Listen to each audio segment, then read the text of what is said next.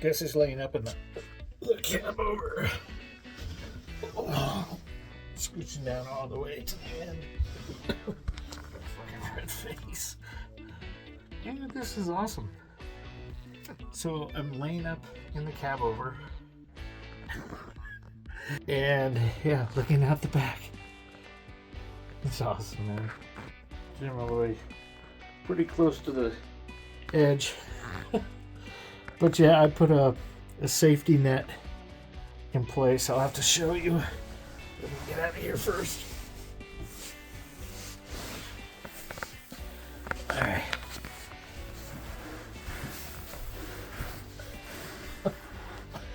Not as young as I used to be.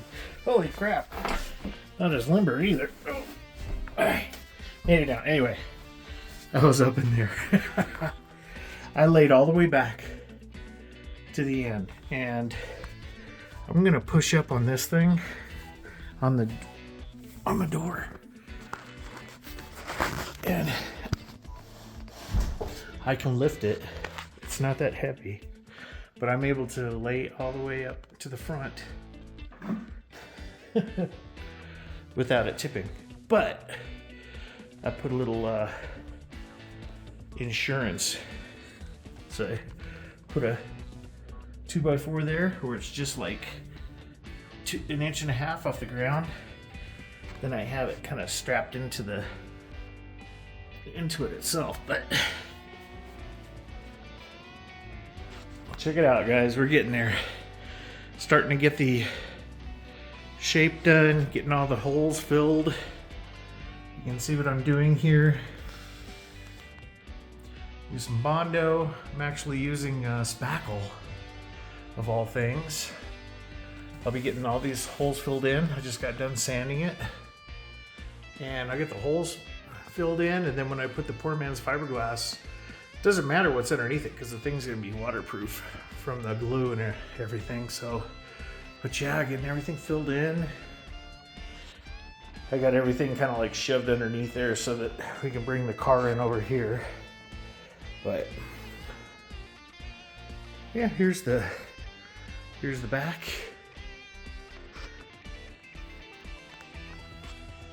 And let's go inside. You can see that I've actually, let me do this here. I won't be able to close it because I got a cord running in down there, but I built the door and it fits great. Right now I'm using my mechanic's light, but my Blue Eddy has come in, and I got it right there, and I'm not going to show it right now. I'm going to do a little bit of like not an unboxing, but kind of a different video with it in there when I start getting things wired up.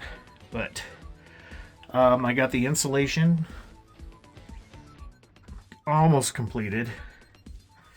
I got to finish back here. That's why I went in and tested to see if it would hold me as I get back there and start working on the cab over. So I got a couple pieces to go. All the reinforcements are in. I put these in today and then put some great stuff in to fill in the cracks. Yes, overflow because I had a really big gap here. Same there. Let me see if I can move this cable.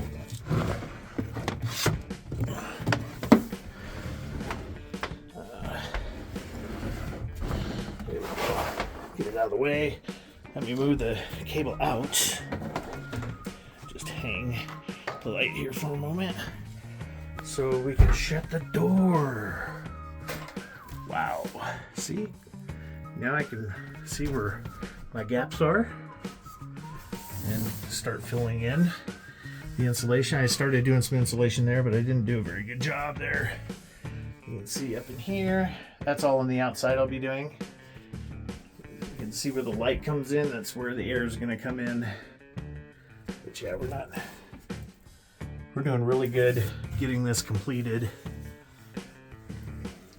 The door, it's a full 2x4 wide, so I have 2-inch foam plus an 1.5 or 1.25 to fill the space. Haven't put the plywood on it yet because I have to get the door stuff, and I'm gonna have to build out a little bit so that it's flush on this side, and then on the inside I have to put some boards in there because most of the exterior door locks and stuff, they only go to 1.25 inches, so I need to make up the space that's in between, you know, the width of the 2x4, so it's got to be half.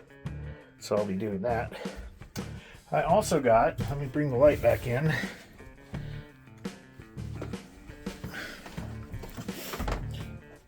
Pretty exciting stuff, man. Really enjoying it. Fun little project. Not little.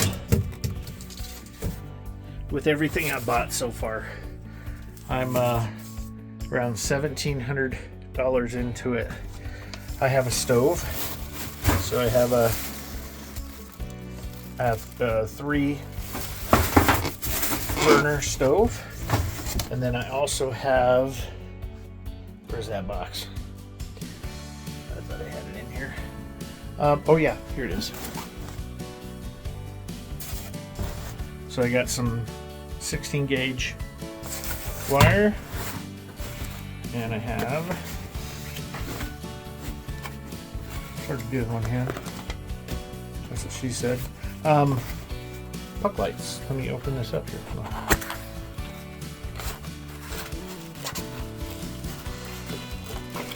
So I got a controller and 4 puck lights, 12 volts. Oh, this is the controller right here. And then here's one of the lights. Man. Come on, baby. There we go. 12 volt puck lights. Dimmable, which is nice. So yeah, got that. Got my power station, works awesome. Let's see. You can see I put a 2x4 on either side over here because eventually I'm going to have a what do they call it? Max air vent, max air. I think that's what it's called. It's going to be put right in here, and I wanted to have some 2x4s that I can tie in some cross bracing when I go to cut that out, and to hold it in nice. And then we have the cutout here. I'll be taking that out when it comes time to put the window in there and the window in here. I priced out a couple windows. They're still pretty pricey, but I think I found some that'll fit for around $110 a piece without tax. And also down here in this is where I'll need to cut out to strap in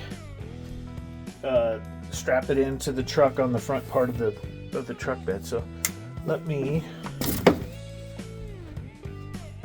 don't mind the mess. Oh, there's not a lot of room in here, so I have to make do with what I have. Okay, I got 4 of these medium duty black surface anchor rings from Home Depot.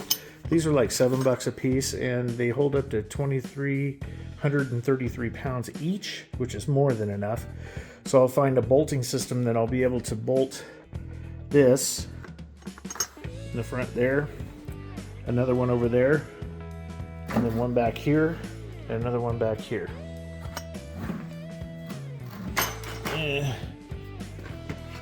When I get some manpower here, I'm going to be tipping this over. I'm going to have to pull it out of the garage. I'm going to have to tip it on its side and put it back on the dolly, and then roll it back in, and then I'll start working on the bottom of the tub. And then after I get the poor man's fiberglass on, I'm going to be putting this Rust-Oleum undercoating on here. I got a couple cans of this I've had for a while, but it's rubberized black resistant rust. It's paintable as well, but I'll just keep it black. and I'll put that on there so it'll help with keep it from getting chewed up when it comes in and out of the truck. So you can see I haven't had much leftover from the standpoint of wood. You know, after cutting everything, I've been pretty good at conserving as much as I can when it comes to the materials, especially the polystyrene. I don't want this. If I can keep this out of the landfill, I'm going to do that, because this stuff is just, I hear it's just horrible for the landfill. I mean, I'm not an eco or what is that? I'm not a tree hugger or anything. It's just that if it doesn't have to go in the landfill, I'm not going to send it. It's like all the packaging in the world, like these boxes. You know, you can recycle the boxes, but the world is just full of plastic packaging and everything else. So where I can use, the remnants of this stuff, I'll be doing that. But yeah, it's coming together, guys. Thought I'd give you an update. So yeah, stay tuned for more. See you guys.